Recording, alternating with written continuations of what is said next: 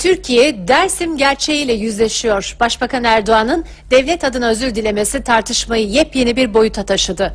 Dersim katliamının en dramatik sahnelerinden biri, isyanın lideri olduğu ileri sürülen Seyit Rıza ve oğlunun idam edilmesi.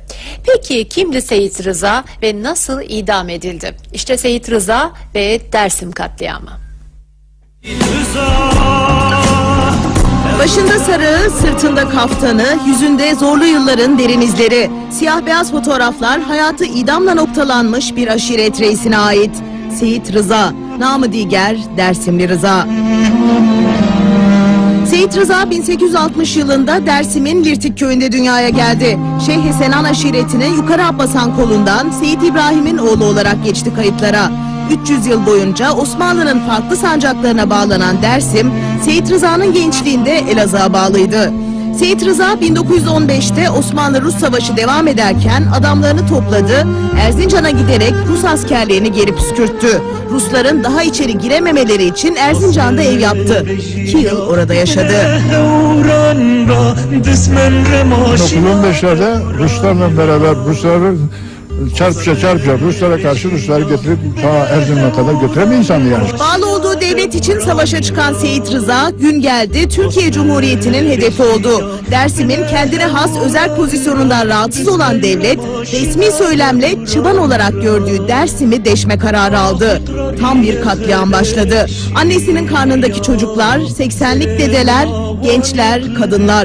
Ölüm yağan Dersim'in faturası Seyit Rıza'ya kesildi. Bir zamanlar devleti koruyan Seyit Rıza bu kez Dersim'i korumak için çabaladı. Yaşı 70'in üstündeydi. Beyaz sakalları 1937'de 75 yılda şahit olduklarından fazlasını gördü.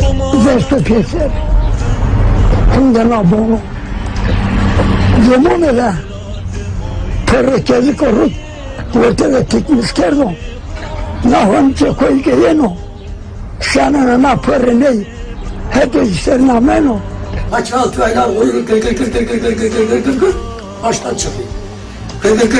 çıkıyor. Baştan çıkıyor. Bütün kariller. Sim karakolunu bastırdığı iddia edilen yaşlı adam devletin ölüm listesinin başındaydı artık. Katliamlar sürerken barış görüşmeleri yapmak üzere Erzincan'a doğru yola çıktı. Vilayet konağındaki görüşmeye giderken 5 Eylül 1937'de tutuklandı. Arkadaşlarıyla birlikte askeri mahkemede yargılandı. Bir rivayete göre yaşı idamın infaz edilebilmesi için küçültüldü. 15 Kasım 1937'de Elazığ Buğday Meydanı'nda asıldı.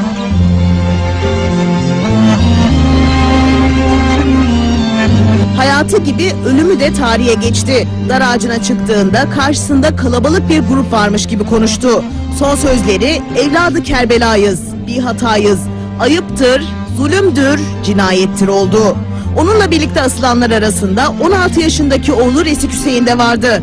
İdam mahkumlarının infazını düzenlemekle görevlendirilen İhsan Sabri Çağlayangil anılarında bu idamı şöyle anlattı. Seyit Rıza'yı meydana çıkardık. Hava soğuktu ve etrafta kimseler yoktu. Ama Seyit Rıza meydan insan doluymuş gibi sessizliğe ve boşluğa hitap etti. Evladı Kerbelayız, bir hatayız, ayıptır, zulümdür, cinayettir dedi. Benim tüylerim diken diken oldu. Bu yaşlı adam rap rap yürüdü, çingeneyi itti, ipi boynuna geçirdi, sandalyeye ayağıyla tekme vurdu, infazını gerçekleştirdi. Seyit Rıza ölümünden hemen önce Çağlayangil aracılığıyla devletin başına da bir söz gönderdi. Biliyorum sen Ankara'dan beni asmaya gelmişsin. Gittiğinde de ki ben senin hile ve şerrinle baş edemedim. Bu bana dert oldu. Kımıl gibi asker gönderdin üzerime. Yine sana boyun bükmedim. Şimdi başım dik dar ağacına gideceğim. Bu da sana dert olsun. Dar ağacından indirilen cesetlerin bugün Fırat Üniversitesi'nin bulunduğu bölgenin arka tarafındaki dereye götürülüp yakıldığı iddia edildi. İdamların ardından katliamlar daha da ağırlaştı. Dersim'in köylerine, ovalarına dağ gibi ceset yığıldı. Görenlerin hafızasından 70 yıl silinmedi o görüntüler. Kutu darasından cesin sorsunlar. Kutu darasından. Cesin ifade kutu darasından alsınlar. Kaç tane cendet var orada. Yavur halde berbeni, yavur. Yavur berbeni.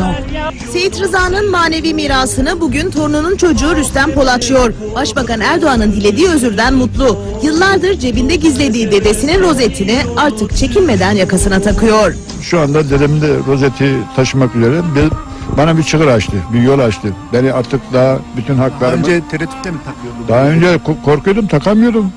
Ne bir Aleviyim diyebilirdim, ne canlı Seyit Rıza'nın torunum diyebilirdim. Fakat bu artık yani şimdi her ne kadar takmıyor da Başbakanımızın böyle söylemesi beni daha duygulandı, daha sevindirdi. Kemal Kılıçdaroğlu'nun da bir Dersimli olduğunu hatırlatıyor Seyit Rıza'nın torunu ve özür dilese iyi olur diyor. Kemal Bey de Dersim doğumludur, dede ocağından bir adamdır. Kendisinin de 40 tane kayıpları vardır. O Dersim acılarından mesela onun da acısı var. Bence özür dileseydi iyi olurdu. Seyit Rıza'nın torununun başbakandan bir dizi talebi de var. Bir araştırma komisyonu kurulmasını, dedesinin köyünü bombalayan Sabiha Gökçen'in adının havalimanından kaldırılmasını istiyor. Bir de dedesinin mezarına kavuşmayı. Mezarını istiyorum. O arşivleri açılsın. Gidip bir hakkım olan ziyareti yapayım, mumu yakayım, duayı okuyayım. O insanın gerekirse icabında bir anıt yapalım. Arzumuz bu yani, talebimiz bu.